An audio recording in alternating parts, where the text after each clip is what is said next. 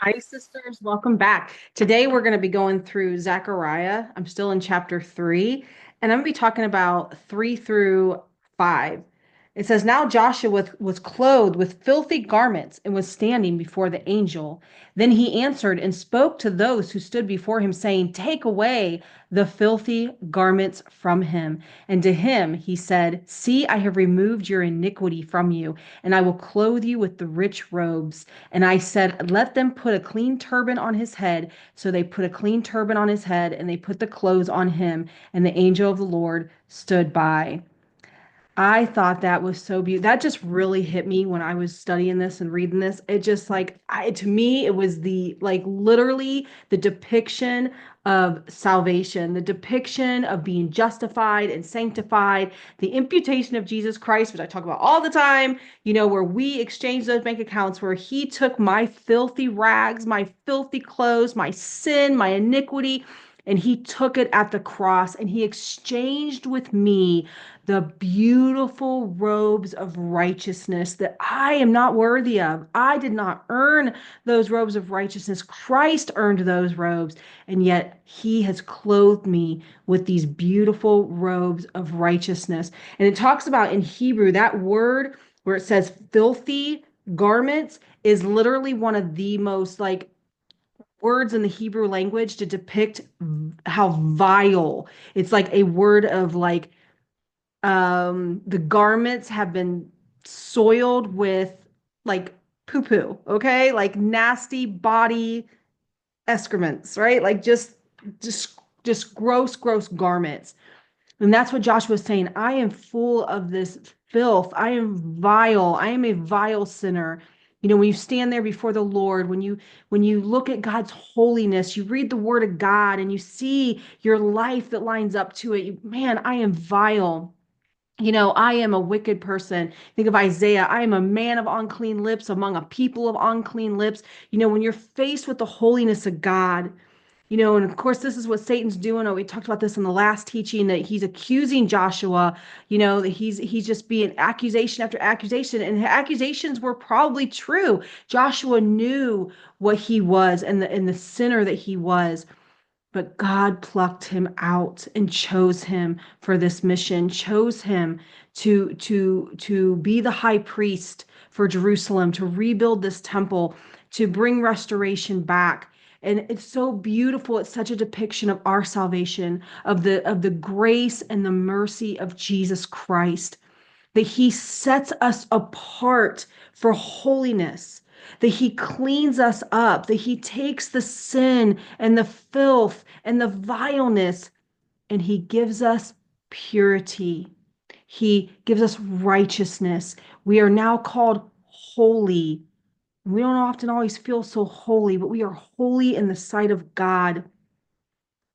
And I love this part here where it says, let him put a clean turban on his head. So they put a clean turban on his head. And the turban was literally a part of the priestly garment of the Old Testament. They put this turban on the head. And then there was a gold plate that was attached to the turban. And on that gold plate was inscribed, Holiness to God.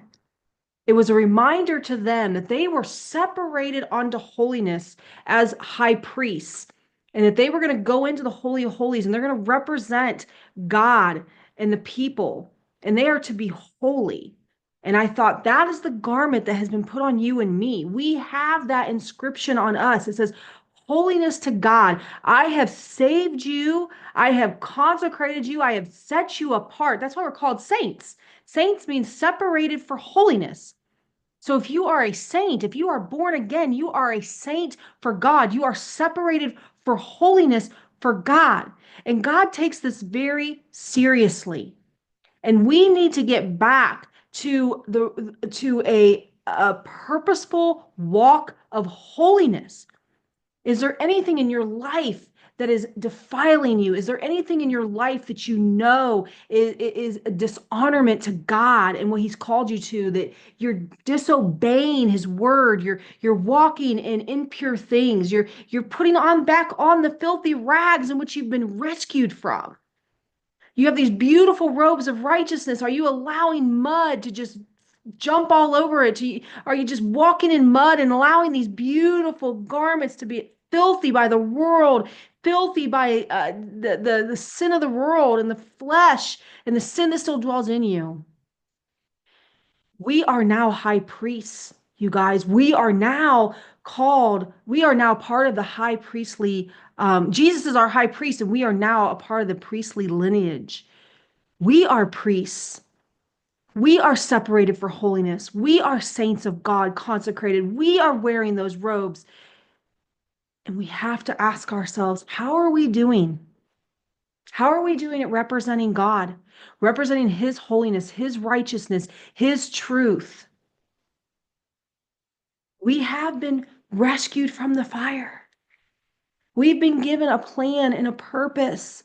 We carry the ministry of reconciliation with us. We've been given the stewardship of the mystery of the gospel. We are ministers of the gospel, you guys.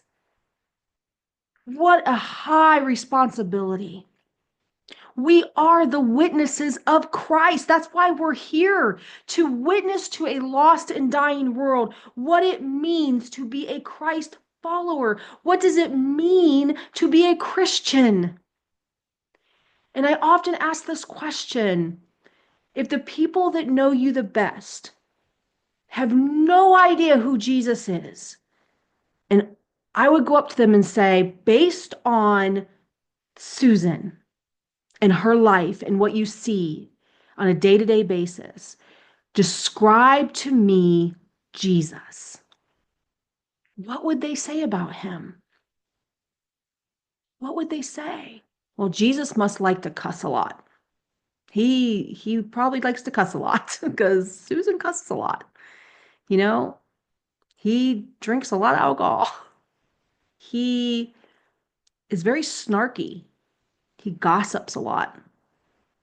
He doesn't love people well. He cares less about the lost and the dying. He has very little compassion. He's short-tempered. He doesn't have very much patience. He's crude. He's selfish. Jesus has got to be selfish because Susan is very selfish. It's all about her all the time. She does not think of others greater than herself. Or would it be Jesus is loving? I think he's really kind and compassionate. He must have a real heart for the broken and the lost and the hurting. Because Susan just seems to have such a heart for the least of these, the heart for the broken of society. Susan's very patient. She deals with people in ways that I would struggle to deal with them. She's giving, she's generous. Susan's not perfect. I'm not perfect. You're not perfect. But what are we doing? What is our life? How does it reflect Christ? How would our children see Christ if they only saw Christ through us? How would our spouses see Christ if they only saw Christ through us? How would our coworkers see Christ if they only saw Christ through us? The people we go to church with, that's when we put on our best mask, right? Oh, we're in church, put that little Christian mask. But really, what would they actually say? I mean, they've never even invited me into my home, right? I've never even spoke to those people. Those people don't even speak to me. They've showed me zero hospitality. So God must not be very hospitable. I'm thinking Jesus is pretty standoffish. He's really seems to be judgmental and cold. These are things to think about, guys. We have been given these beautiful robes of righteousness. We have been pulled out, plucked out of the fire. The accuser of the brethren is being intervened by Jesus Christ. He's interceding for us day and night. And the Bible has over 850 verses just on holiness alone. And in Leviticus, 152 times just in Leviticus, the word says be holy or alludes to be holy. Peter says in First Peter, be holy as God is holy. Walk as children of God. We are to represent him, be obedient children, being holy and reverent before the Lord. So maybe today you're thinking, oh gosh, I ain't doing so hot. You know what's so beautiful about that? That's why I love self-examination. We repent, we confess our sin, and Jesus is faithful to forgive us. It dismantles those chains that are all around us when we are in bondage. They get dismantled, and we can walk in that freedom and that love. And you know what? We can all use development in our love walk. All of us.